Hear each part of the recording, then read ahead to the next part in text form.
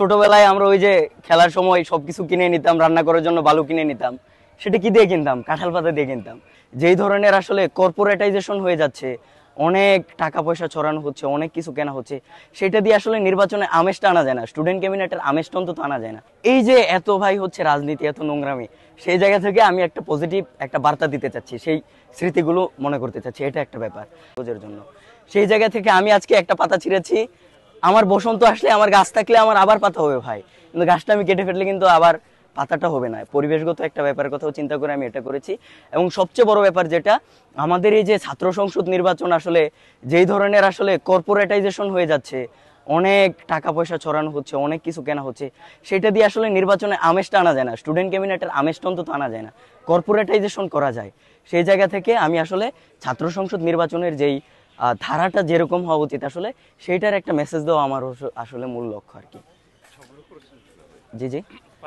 আচ্ছা, পাতাটা হচ্ছে সত্যি বলতে আমি হচ্ছে আমাদের সকালবেলা একদম খুব ভোরে আপনি দেখবেন বিনোদপুরে হচ্ছে পাতা কিনতে পাওয়া যায়, সেইখান থেকে আমি কিছু পাতা নিয়েছি। আবার কিছু পাতা হচ্ছে আমি কুড়িয়েছি, মানে এই যে এখানে আমাদের যেখানে দাঁড়াইছি পরিবহনও দেখেন নিচে অনেক পাতা পড়ে আছে, সেখান থেকে কিছু পাতা আমি কুড়িয়েছি, দুইটা মিলিয়ে হচ্ছে আমি আসলে সংগ্রহ করেছি। আমি আসলে পাতা তো আসলে গুনি নাই, আমি করতেছি আসলে। আর পাতার যেহেতু মোটামুটি আমি হয়তো 2-3 হাজারও করতে পারবো পাতা দিয়ে। আমার নাম হচ্ছে শাহপরান, আমি গণযোগাযোগ সাংবাদিকতা বিভাগে পড়ি। সবচেয়ে বড় পরিচয় হচ্ছে আমি রাজশাহী বিশ্ববিদ্যালয়ের শিক্ষার্থী এবং শুধুমাত্র শিক্ষার্থী, আমার কোনো রাজনৈতিক পরিচয় নেই।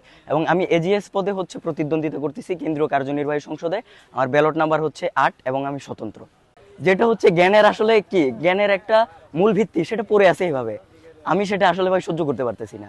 সেই জায়গা থেকে আমি হচ্ছে এটা করতেছি। এবং পরিবেশগত একটা কারণ আছে একটা কাগজ বানাইতে।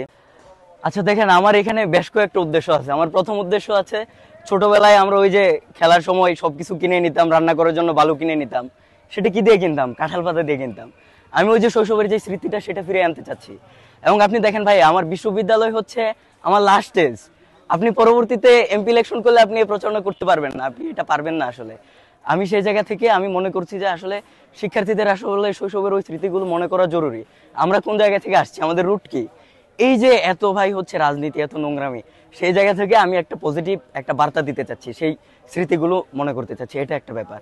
আরেকটা ব্যাপার দেখেন, আপনার বিশ্ববিদ্যালয়ে কাগজের সর্বোত্তম ব্যবহার কি হইতে পারে? একজন স্টুডেন্ট হিসাবে আপনার কাছে কাগজের সর্বোত্তম ব্যবহার হচ্ছে আপনি সেটা দিয়ে লেখা, আপনি সেখানে লিখবেন, আপনি পড়াশোনা করবেন।